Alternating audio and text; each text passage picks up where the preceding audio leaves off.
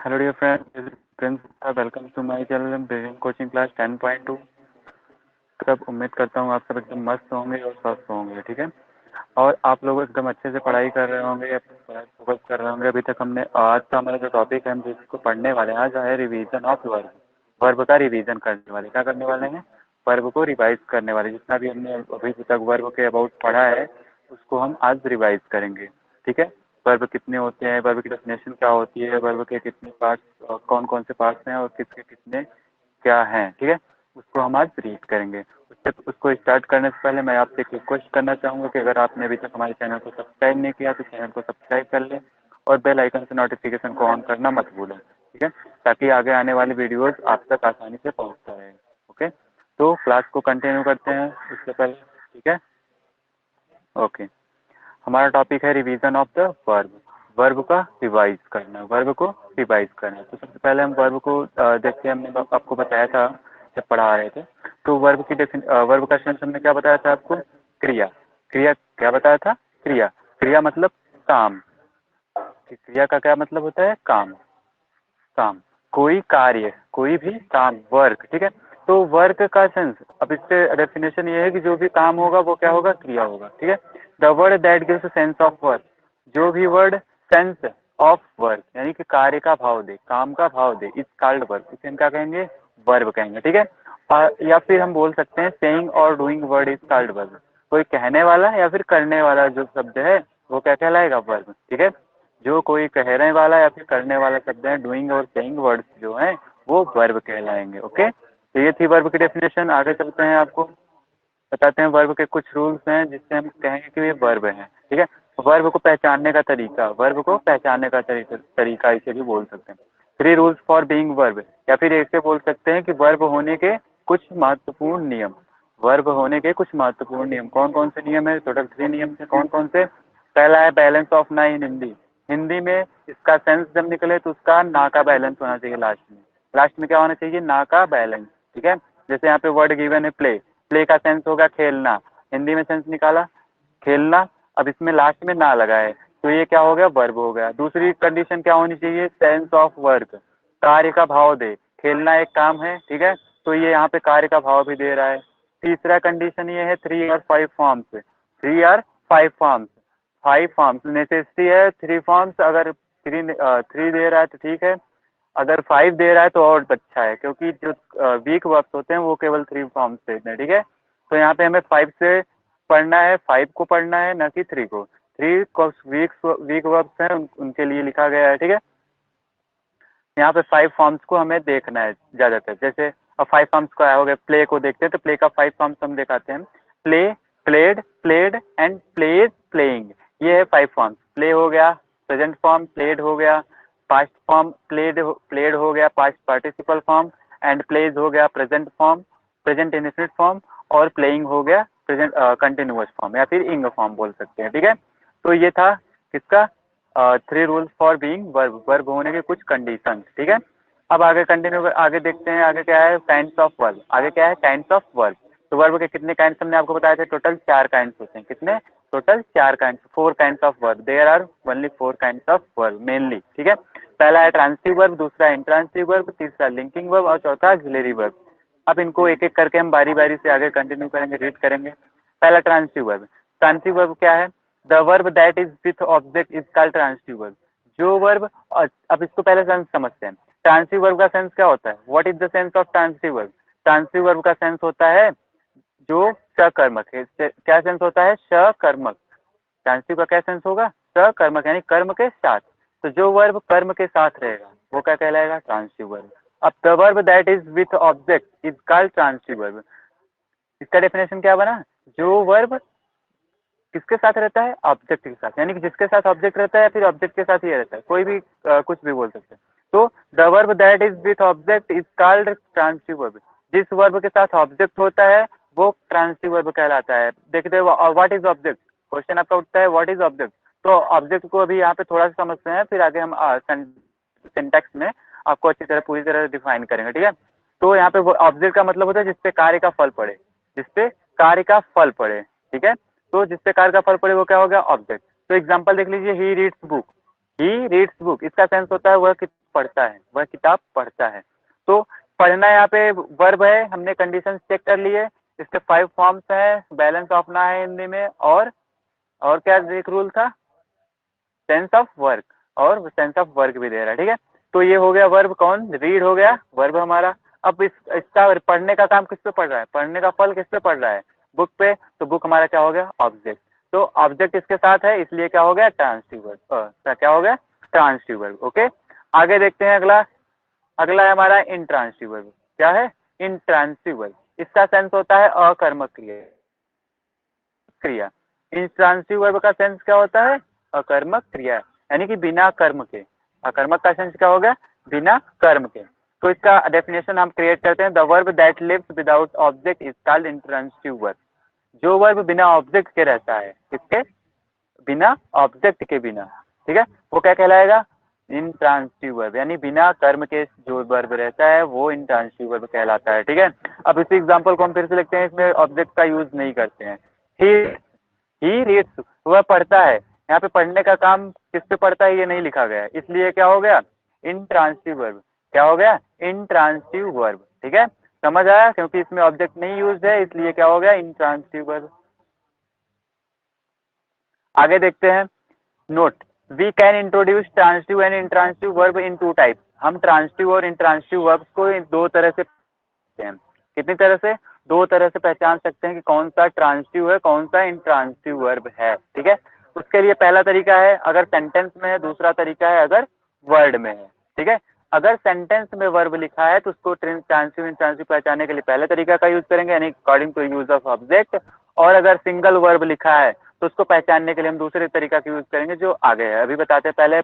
पहले तरीकों को देखिए, according to use of object. पहला तरीका क्या है, first rule is according to use of object, object के यूज के अकॉर्डिंग, यानी कि ऑब्जेक्ट अगर यूज है तो ट्रांसिटिव वर्ब, अगर ऑब्जेक्ट नहीं यूज है तो इंट्रांसिटिव वर्ब। इसको देखते हैं, in this type we see in sentence the object. हम सेंटेंस में ऑब्जेक्ट को देखते हैं, इस तरह के जो कंडीशंस है, मतलब इस तरह का जो रूल है, इसमें हम सेंटेंस में ऑब्जेक्ट को सर्च आउट करते हैं। अगर ऑब्जेक्ट है, इफ देयर इज ऑब्जेक्ट, जब वहां पे अगर ऑब्जेक्ट होगा तो वर्ब इज ट्रांसिटिव, तो वर्ब क्या कहलाएगा, transitive. Else if there is no object, verb is intransitive. अगर वहां पे कोई ऑब्जेक्ट नहीं है तो वर्ब इंट्रांसिटिव कहलाएगा, ठीक है। तो ये था पहला तरीका, according to use of object, object के यूज के अनुसार, यूज्ड है तो ट्रांसिटिव, अगर यूज्ड नहीं है तो इंट्रांसिटिव, ठीक है।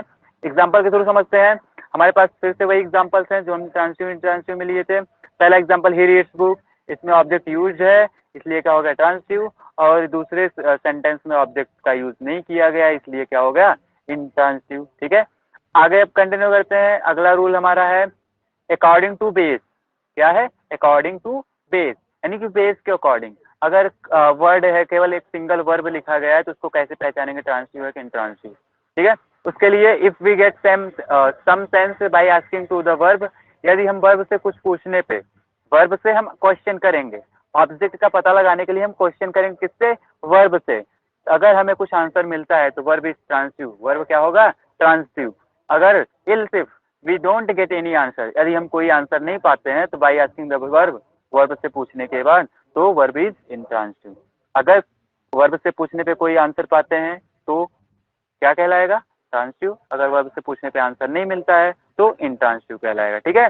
तो अब देखिए क्या पूछेंगे, किससे पूछेंगे, कौन सा क्वेश्चन वर्ड यूज करेंगे। टोटल 9 क्वेश्चन वर्ड्स हैं। तो हमने आपको ऑब्जेक्टिव केस ऑफ नाउन में बताया था कि अगर का पता लगाना है तो व्हाट और हुम से क्वेश्चन किया जाता है, किससे, व्हाट और हुम से। तो हमें यहाँ पे व्हाट और हुम का यूज करके क्वेश्चन करना है। अगर लिविंग थिंग है तो हुम का यूज करेंगे, अगर नॉन लिविंग थिंग्स है तो व्हाट का यूज करेंगे, ठीक है। तो यहाँ पे देखते हैं, एग्जाम्पल के थ्रू समझते हैं। पहले यहाँ पे हमने एक वर्ड लिया ईट, यहाँ पे सेंटेंस फॉर्म में गिवन है, बट यहाँ पे सेंटेंस के फॉर्म में नहीं चेक किया जाए, यहाँ पे केवल एक वर्ड यानी कि वर्ब लिखा रहेगा, उसी को पहचानना है, ट्रांसिटिव या इंट्रांसिटिव।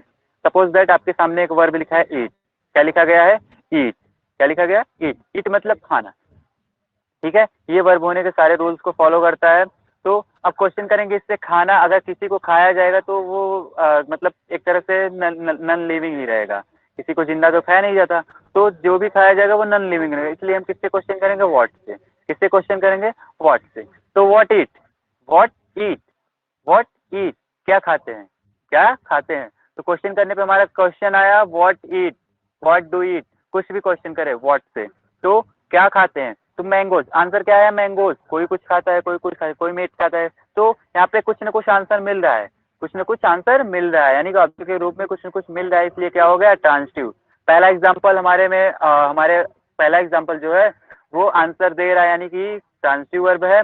दूसरा एग्जाम्पल हमारा है स्लिप, क्या है स्लिप यानी सोना। तो क्या सोना, what slip, what do slip,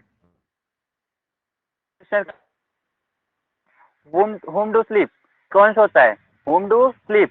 तो यहाँ पे भी कुछ आंसर नहीं मिला, यहाँ पे कुछ कुछ आंसर नहीं मिला, तो ये क्या हो गया इंट्रांसिटिव वर्ब, क्या हो गया इंट्रांसिटिव वर्ब, ठीक है। तो ये था according to use of object and according to base checking of the verb, transitive और इंट्रांसिटिव वर्ब, ट्रांसिटिव है इंट्रांसिटिव है, इसको चेक करने का दो यूज थे, कौन कौन से, according to base according to use of object. तो हमने पता कर लिया, अगर सेंटेंस में है तो according to use of object check करेंगे, और अगर सिंगल वर्ड के रूप में रिटर्न है तो हम अकॉर्डिंग टू बेस चेक करेंगे। ओके, आगे कंटिन्यू करते हैं। अगला हमारा है लिंकिंग वर्ब, क्या है लिंकिंग वर्ब, यानी जो लिंक करने का काम करे, ठीक है। इसको समझते हैं। The verb of incomplete predication is called linking verb. जो वर्ब इनकम्प्लीट प्रेडिकेशन दिखाता हो, क्या करता हो, इनकम्प्लीट प्रेडिकेशन शो ऑफ करता हो, वो क्या कहलाएगा लिंकिंग वर्ब, क्या कहलाएगा लिंकिंग वर्ब, ठीक है।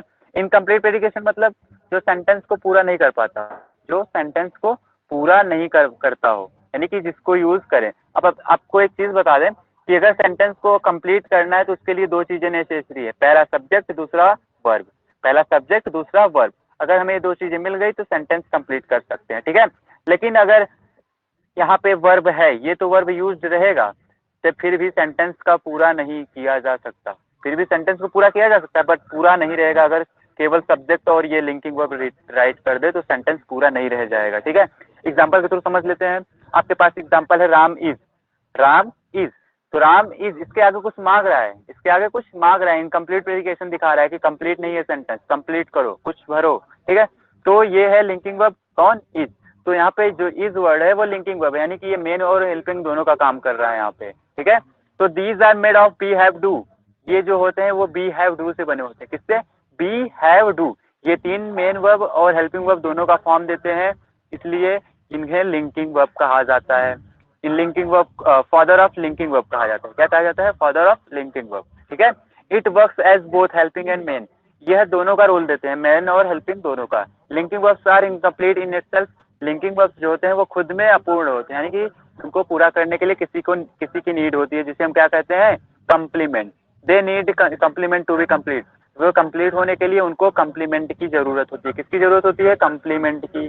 अब वो कौन कौन से वर्ड्स हैं देख लीजिए linking verb, is, am, are, do did does, had, have, has, ये टोटल 11 लिंकिंग वर्ब्स हैं जो इनकम्प्लीट प्रेडिकेशन को शो ऑफ करते हैं, ठीक है। कि अगर ये सिंगल यूज रहेंगे, अगर ये वर्ड्स सेंटेंस में सब्जेक्ट और ये वर्ब यूज रहेगा तो कंप्लीट नहीं कहा जाएगा जब तक उसमें कम्प्लीमेंट नहीं लगाया जाएगा, ठीक है। आगे देखते हैं इनके दोनों फॉर्म्स, बी हैव डू के दोनों फॉर्म्स, मेन वर्ब वाला फॉर्म और हेल्पिंग वर्ब वाला फॉर्म। तो बी का हेल्प मेन वर्ब का फॉर्म बी, बीज, बी वॉज बीन, बी और बीज बीन। ये हैव हेल्पिंग वर्ब वाला form is, am, are, was, were, ठीक है। हैव का मेन वर्ब वाला form have, had, had, has, having, और हैव का हेल्पिंग वर्ब वाला form has, have, had. Do का मेन वर्ब वाला form do, did, done, does, doing, और डू का हेल्पिंग वर्ब वाला फॉर्म डू, डज, डिड, ठीक है। नोट देख लीजिए, when helping verbs are with main verb, जब ये हेल्पिंग वर्ब्स कौन कौन से, ये हेल्पिंग वर्ब, ये do, does, did, has, have, had, is, am, are, was, were, ये हेल्पिंग वर्ब्स मेन वर्ब के साथ रहते हैं, किसके साथ, मेन वर्ब के साथ यूज किए रहते हैं, तो वर्क एज हेल्पिंग, तब ये हेल्पिंग का काम करते हैं। और अगर मेन वर्ब के साथ नहीं यूज किए रहते हैं, यानी कि सेंटेंस में अकेले रहते हैं, इनके अलावा कोई वर्ब नहीं रहता, इनके अलावा कोई अदर वर्ब नहीं रहता, तो ये लिंकिंग का वर्क करेंगे, ठीक है। तब जब ये सेंटेंस में अकेले रहेंगे, मतलब सेंटेंस में केवल वर्ब, इस तरह का वर्ब अकेला रहेगा, वर्ब बस अकेला रहेगा, बाकी अदर वर्ड्स रहेंगे, ठीक है। तो ये लिंकिंग का वर्क करेंगे, ओके। आगे देखते हैं, अगला हमारा टाइप है एक्सिलरी वर्ब, क्या है एक्सिलरी वर्ब, क्या है एक्सिलरी वर्ब, यानी कि सहायक क्रिया है, क्या करती है, हेल्प करने का काम करती है, हेल्पिंग वर्ब जिसे बोलते हैं, सीधा सीधा क्या बोलेंगे, हेल्पिंग, ठीक है। तो the verb that introduce the tense and mood of subject is called auxiliary verb. The verb that introduce the tense and mood of का मूड और टेंस, सेंटेंस का टेंस को इंट्रोड्यूस कर एक्सिलरी यानी कि क्या बोलते हैं, हेल्पिंग वर्ब्स बोलते हैं, ठीक है। There are two types of auxiliaries, यहाँ पे दो प्रकार के एक्सिलरीज हैं, कौन कौन सी, primary auxiliaries and modal auxiliaries. इनको हम कंटिन्यू मतलब आगे पढ़ते हैं अच्छे से इनके बारे में एक एक करके। तो इसको पहले समझ लिया आपने, the verb that introduce the tense and mood of subject, जो टेंस और सब्जेक्ट का मूड बताता है वो क्या कहलाता है, एक्सिलरी वर्ब। अब देखिए कौन सी वर्ब टेंस का बताएगा और कौन सा वर्ब सब्जेक्ट का मूड बताएगा, ये अभी देखते हैं आगे। पहला है प्राइमरी एक्सिलरी, ये दो तरह के होते हैं, तो पहला कौन सा है, पहला है प्राइमरी एक्सिलरी। क्या है, प्राइमरी एक्सिलरी यानी प्राथमिक सहायक क्रियाएं, क्या कहलाएंगी, प्राथमिक सहायक क्रियाएं। तो the helping verb form of linking verb, linking verb कौन कौन से हैं, be have do, be have do, father of linking verb कौन कौन से हैं, बी हैव डू। इनसे बनने वाली जो क्रियाएं हैं यानी कि हेल्पिंग वर्ब वाला फॉर्म जो देती है, इनसे बनने वाली जो हेल्पिंग वर्ब्स हैं उनको हम लिंकिंग वर्ब यानी लिंकिंग वर्ब तो कहते ही भी कहते हैं। प्राइमरी एक्सिलरीज कब कही जाएंगी, जब ये इनके साथ मेन वर्ब का यूज किया रहेगा, ठीक है। ये इनसे बनने वाली बी हैव डू से बनने वाली हेल्पिंग वर्ब वाला फॉर्म जो है वो लिंकिंग वर्ब का भी काम करता है और प्राइमरी एक्सिलरीज का भी काम करता है। कब प्राइमरी एक्सिलरी का वर्क करेगा, जब इनके साथ मेन वर्ब का यूज किया जाएगा, और कब लिंकिंग का वर्क करेगा, जब इनके साथ मेन वर्ब का यूज नहीं किया जाएगा, यानी कि सेंटेंस में केवल ये सिंगल वर्ब रहेंगे तो ये लिंकिंग का काम करेंगे, बट जब इनके साथ मेन वर्ब का यूज किया जाएगा तो प्राइमरी एक्सिलरी का वर्क करेंगे। अब इसको देखते हैं, this follows the subject number, ये सब्जेक्ट को नंबर को फॉलो करता है, यानी कि सब्जेक्ट के नंबर के अकॉर्डिंग यूज किया जाता है। सब्जेक्ट का नंबर यस नंबर की हेल्पिंग वर्ब, ठीक है। तो कौन कौन सी helping verb, is, am, are, was, were, did, does, have, had, has, ये टोटल 11 हेल्पिंग वर्ब्स हैं यानी प्राइमरी एक्सिलरीज हैं। इसमें प्राइमरी एक्सिलरीज टोटल इंग्लिश में कौन कितनी है, 11 है। उसके बाद हम देखते हैं मॉडल एक्सिलरीज, क्या है, model auxiliaries. Model auxiliaries, model जो वर्ड है वो मूड वर्ड से बना है, किससे, मूड वर्ड। मूड मतलब यानी कि मूड मतलब, can you explain me what is mood, anyone.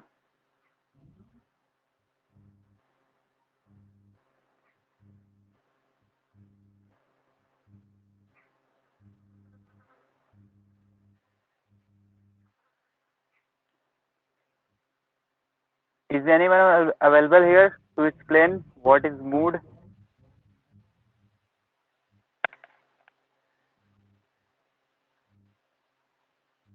Okay, no issue. तो मॉडल एक्सिलरीज जो है वो मूड वर्ड से बना है, किससे, मूड वर्ड। तो मूड मतलब जो सर मतलब कैसा मूड है ये बताता है कि उसका दिमाग में क्या चल रहा है। मूड क्या बताता है, जिसके किसी के दिमाग में क्या चल रहा है वो मूड होता है, ठीक है।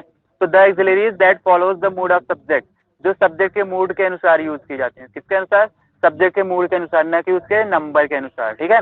जो नंबर के अनुसार नहीं बल्कि सब्जेक्ट के मूड के अनुसार यूज की जाती है, जैसा मूड रहेगा वैसा हेल्पिंग वर्ब यूज किया जाएगा, वैसा मॉडल एक्सिलरीज यूज किया जाएगा। तो उसे हम क्या बोलेंगे, modal auxiliaries. We also call it defective verb, हम इसे इसीलिए डिफेक्टिव वर्ब भी बोलते हैं क्योंकि ये मूड बताता है, क्या बताता है, मूड, इसलिए इसे हम क्या बोलते हैं, डिफेक्टिव वर्ब, ठीक है। अब एग्जाम्पल देख लीजिए कौन कौन से हैं, shall, should, will, would, can, could, may, might, must, ought to, use to, need not, dare not, etcetera. ये टोटल 13 मॉडल एक्सिलरीज हैं। कितने मॉडल एक्सिलरीज, टोटल 13। तो टोटल कितने हुए, 13 इधर model auxiliaries and primary auxiliaries, total कितने auxiliaries हुए, 24 auxiliaries, कितने, 24 हेल्पिंग वर्ब्स, ठीक है। तो इसको आगे हम देखते हैं कि करके हम प्राइमरी एक्सिलरीज के जो यूजेस हैं उनको हम 10th वाले पार्ट में रीड करेंगे एक एक करके, क्योंकि वहाँ पे इनके यूजेस अधिकतर है, ठीक है। अभी हम केवल मॉडल एक्सिलरीज के यूजेस देखते हैं।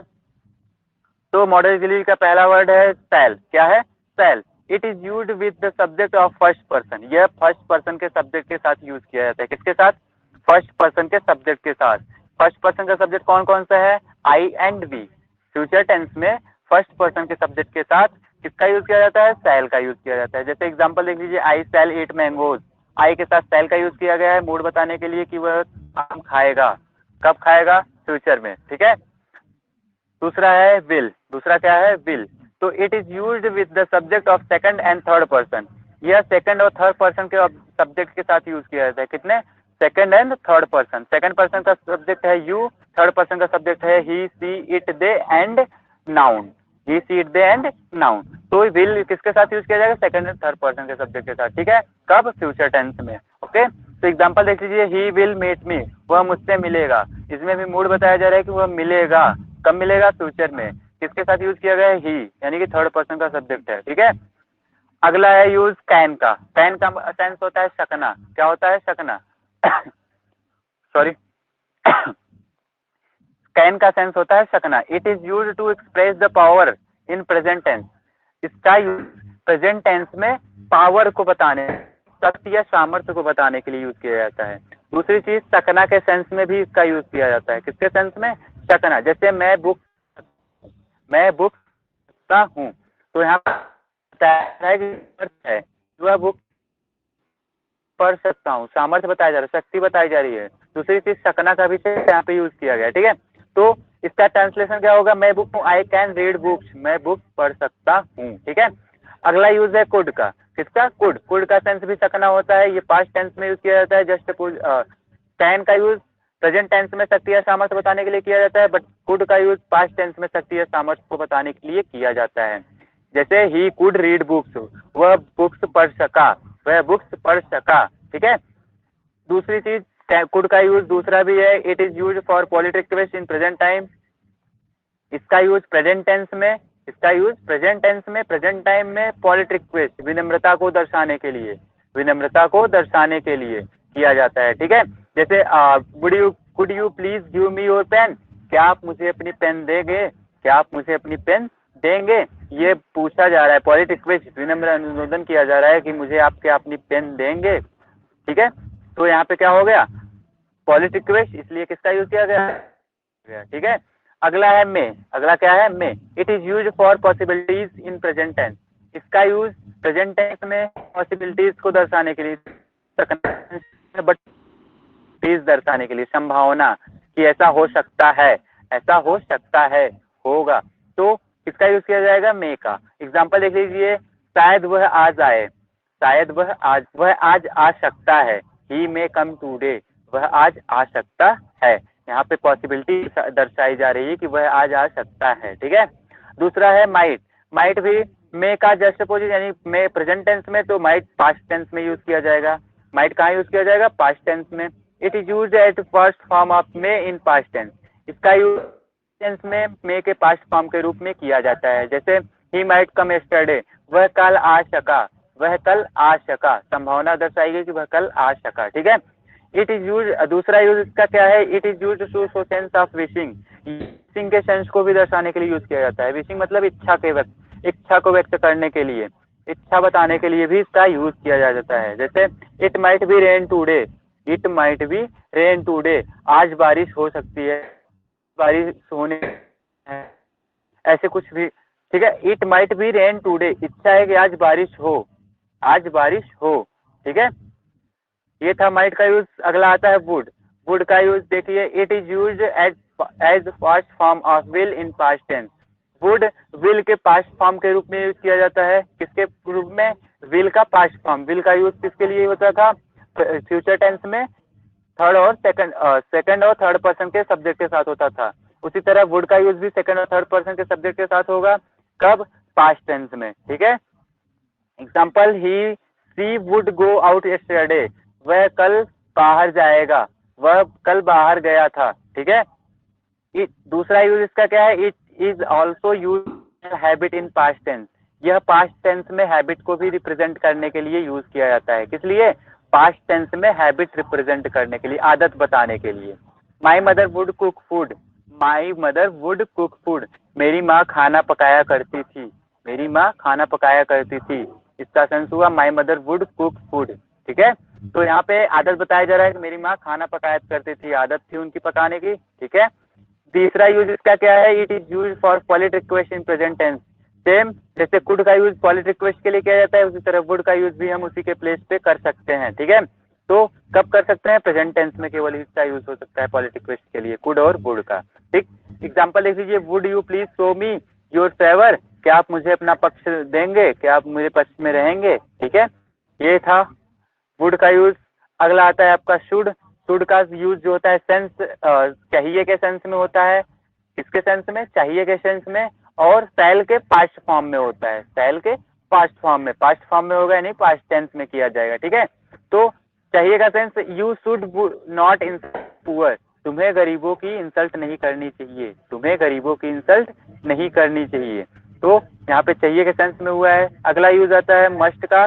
तो मस्ट को कैसे use, it is use in the sense of कंपल्सेशन, यह कंपल्सेशन यानी कोई चीज कंपल्सरी है उसके सेंस में किया जाएगा कि ये चीज कंपल्सरी है, इसे करना चाहिए, और इसका सेंस भी चाहिए ही होता है, ठीक है। तो यहाँ पे कंपल्सेशन दिखाया जाएगा, जैसे you must obey the laws, तुम्हें लॉज, तुम्हें जो रूल्स हैं, जो नियम है, उनको फॉलो करना चाहिए, उनको फॉलो करना चाहिए, ये बाध्यता है, हमें कंपल्सेशन बताई जा रही है, ठीक है। अगला आता है ought to.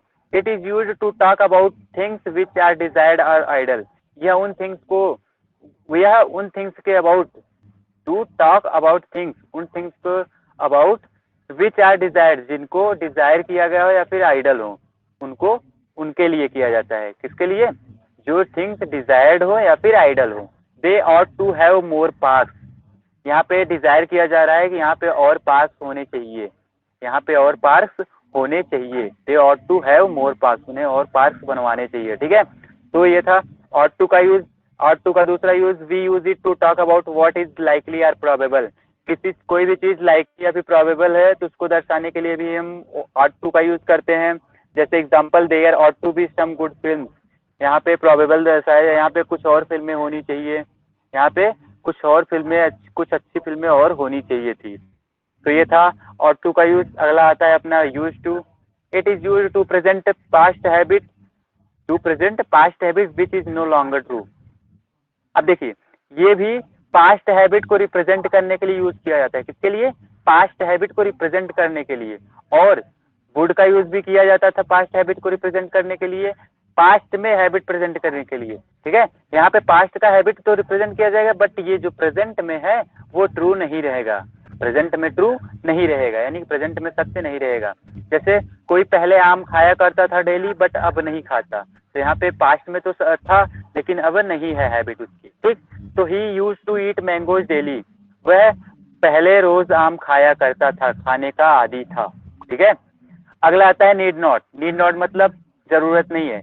It is use to express necessity और obligation in the negative sense, इसका यूज नेसेसिटी या फिर ऑब्लाइजेशन को दर्शाने के लिए निगेटिव सेंस में होता है, किस सेंस में, निगेटिव सेंस में, या फिर हम बोल सकते हैं अब्सेंस ऑफ नेसेसिटी और ऑब्लाइजेशन टू डू समथिंग, किसी भी चीज करने को, किसी भी चीज को करने के लिए ऑब्लाइजेशन या फिर नेसेसिटी की अब्सेंस होनी चाहिए। जैसे you need not do it now, तुम्हें यह अभी नहीं करना चाहिए, तुम्हें यह करने की जरूरत अभी नहीं है, ठीक है। अगला हमारा यूज है नीड नॉट के बाद आता है डेयर नॉट। क्या आता है, डेयर नॉट। डेयर नॉट मतलब साहस नहीं रखने का, लैक ऑफ साहस, लैक ऑफ करेज।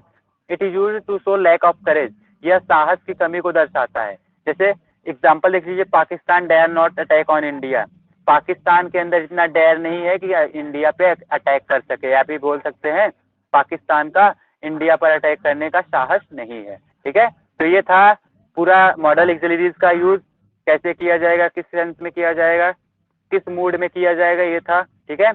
आगे हम देखते हैं note.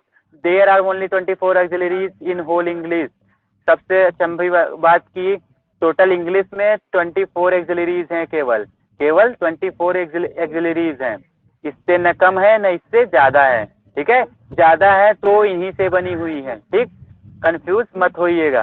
They are primary plus modal auxiliaries, वो कौन कौन सी है, प्राइमरी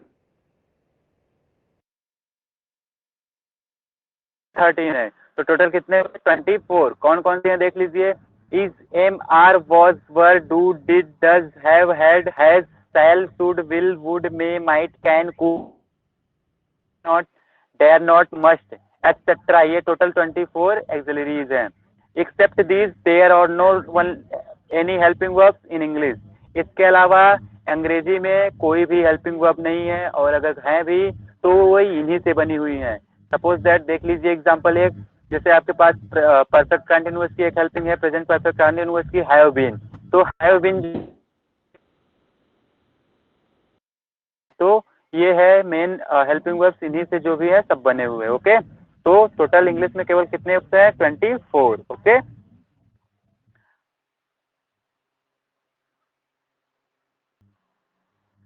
अगला हमारा जो टॉपिक है वो क्या है? Forms of verb. क्या है? Forms of verb. हमने three rules for being verb में हमने देखा था कि वर्ब होने के लिए 5 फॉर्म्स नेसेसरी है। कितने फॉर्म्स? 5 फॉर्म्स। तो उन फॉर्म्स के नाम ने हमने भी बताया था। पहला था प्रेजेंट फॉर्म, दूसरा था पास्ट फॉर्म, तीसरा था पास्ट पार्टिसिपल फॉर्म, चौथा था प्रेजेंट इंडेफिनिट फॉर्म, और पांचवा था इंग फॉर्म या फिर कंटिन्यूअस फॉर्म। ठीक है, तो ये था फॉर्म्स ऑफ वर्ब। फिर इनके फॉर्म्स कुछ इंपॉर्टेंट जो वर्ब हैं उनके फॉर्म्स गिवन है, फर्स्ट, सेकंड और थर्ड। और जो प्रेजेंट फॉर्म, पास्ट फॉर्म और पास्ट पार्टिसिपल फॉर्म को हम क्या बोल सकते हैं? फर्स्ट फॉर्म, सेकंड फॉर्म और थर्ड फॉर्म कंटिन्यूअसली। ठीक है, तो के अलावा जो आता है आपका प्रेजेंट इंडेफिनिट फॉर्म, उसमें हम यस सिस्टम का यूज करके उसको हम प्लूरल से सिंगुलर में कन्वर्ट करते हैं। ठीक है, उसके बाद जो आता है इंग फॉर्म, तो इंग फॉर्म के लिए कोई भी वर्ब गिवन है तो उसमें आईएनजी ऐड कर देंगे। जैसे अब्यूज है तो अब्यूजिंग कर देंगे, अराइव है तो अराइविंग कर देंगे, आस्क है तो आस्किंग कर देंगे। तो आईएनजी ऐड कर देंगे तो इंग फॉर्म बन जाएगा। यस, तो क्या बन जाएगा? यस। ओके, तो ये कुछ वर्ब्स हैं, इसको पीडीएफ को मैं अपलोड कर दूंगा, आप लोग रीड कर लीजिएगा। Bathe, beat, become, bite, build, buy, bring, blow. तो इनके कुछ कॉमन थिंग्स हैं जिससे हम पहचान सकते हैं कि ये वर्ब ऐसे ऐसे इस फॉर्म से इस फॉर्म में कन्वर्ट हुआ है, कोई ना कोई रिलेशन है इसमें। तो इस रिलेशन को समझिए और वर्ब्स को लर्न करने की कोशिश कीजिए, जिससे आपको आसानी से समझ में आ सके। ओके,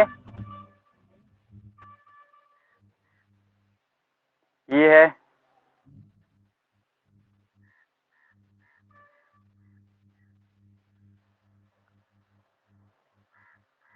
ओके, तो ये था लास्ट में, बस वर्ब यहीं तक। इसके अलावा जो भी होगा, अब अगला चैप्टर हमारा चलेगा एडवर्ब, जिसको हम कल से कंटिन्यू करेंगे। तो वर्ब चैप्टर के रिवीजन खत्म हुआ। फिर तब तक अब कल मिलते हैं अगली क्लास में एडवर्ब को पढ़ने के लिए। तब तक के लिए बाय बाय, टेक केयर।